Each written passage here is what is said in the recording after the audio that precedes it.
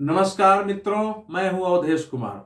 मित्रों, चीन ने जिस ढंग से अरुणाचल प्रदेश के तवांग में अपनी सेनाओं के द्वारा घुसपैठ करने की कोशिश की, वह किसी के लिए आश्चर्य का विषय नहीं होना चाहिए। यह कोई पहली बार नहीं है, चीन ऐसा करता ही रहता है। वह हमेशा कोई कुछ न कुछ तनाव बनाए रखना चाहता है। अरुणाचल पर उसका दावा है, इसलिए उसकी रणनीति यही होती है कि भारत दबाव से बाहर न आ जाए। इसलिए अरुणाचल से लेकर लद्दाख तक जो 3 सेक्टर हैं, पूर्वी सेक्टर, मध्य सेक्टर और पश्चिमी सेक्टर, वह हमेशा कोई न कोई तनाव की कोशिश करता है। गलवान घाटी में उसने लंबे समय बाद सबसे बड़ा तनाव पैदा किया था 15 जून 2020 को, जहां भारतीय सेना ने उसके औचक घुसपैठ का या हमले का सामना किया।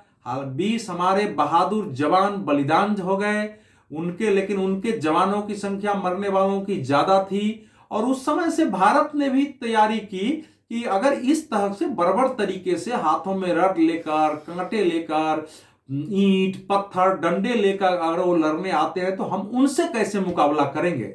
इसलिए जब भी उसकी इधर कोशिश हुई है, चाहे अक्टूबर 2021 में हो, जिसका वीडियो इस समय वायरल हो रहा है कि भारतीय सेना लाठियों से उनको पीट कर वापस कर रही है, या अभी तवांग का मामला हो, तो वो उनको वापस जाना पड़ा। उस ढंग से हमारी तैयारी है।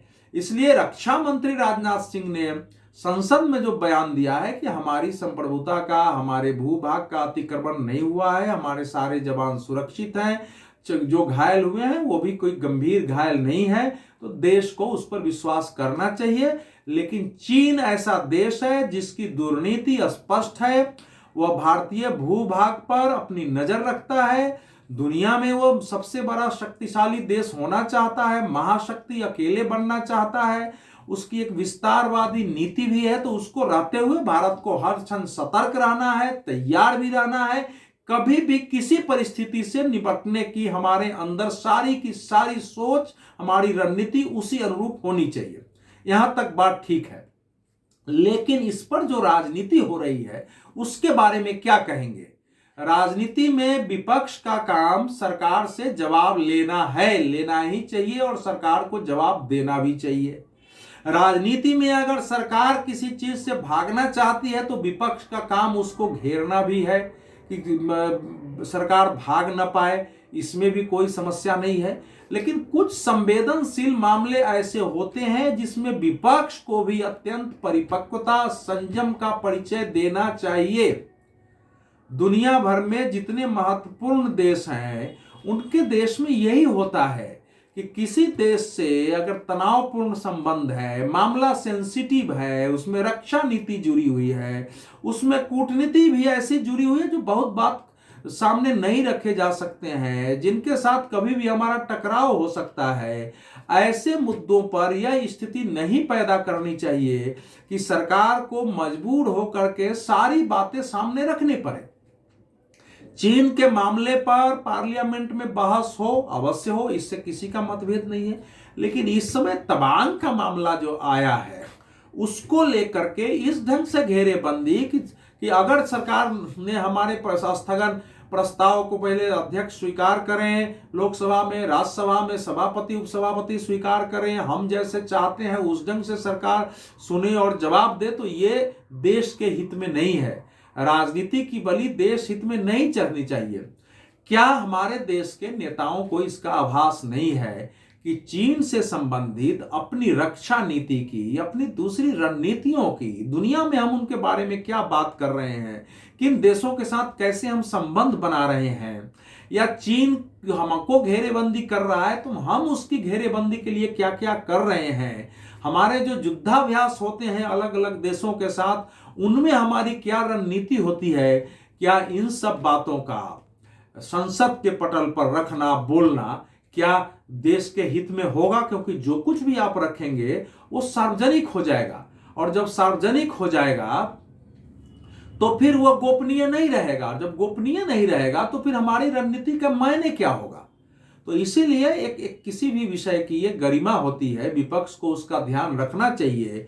ये मामला थोड़ा ठंडा पड़ जाए तो चीन पर आप बहस कर लीजिए 2-3 दिनों का।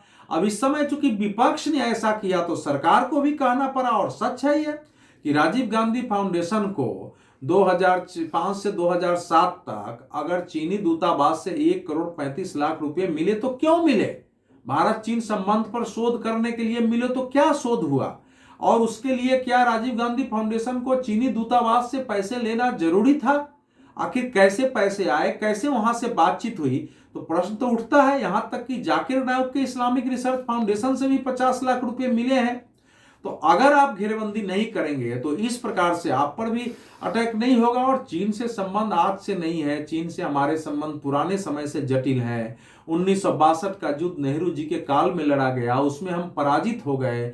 चीन हमारी करीब करीब 43,000 वर्ग किलोमीटर पर उसका कब्जा है। 38,000 तो हमारे से है, 5,000 सक्समक्स वैली से लेके बाकी पाकिस्तान ने उसको दे दिया है, उसका कब्जा है।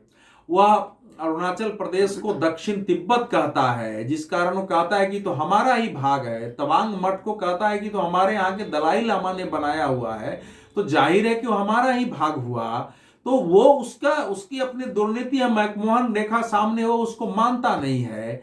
अब उसके साथ निपटने के लिए बहुत ही गहराई से विवेचना करनी है। उस पर हमारी समर नीति, हमारी रणनीति, हमारी कूटनीति काम कर रही है। अगर किसी नेता को जानकारी चाहिए तो विदेश मंत्री से फोन करके उनसे बात करके ले सकते हैं।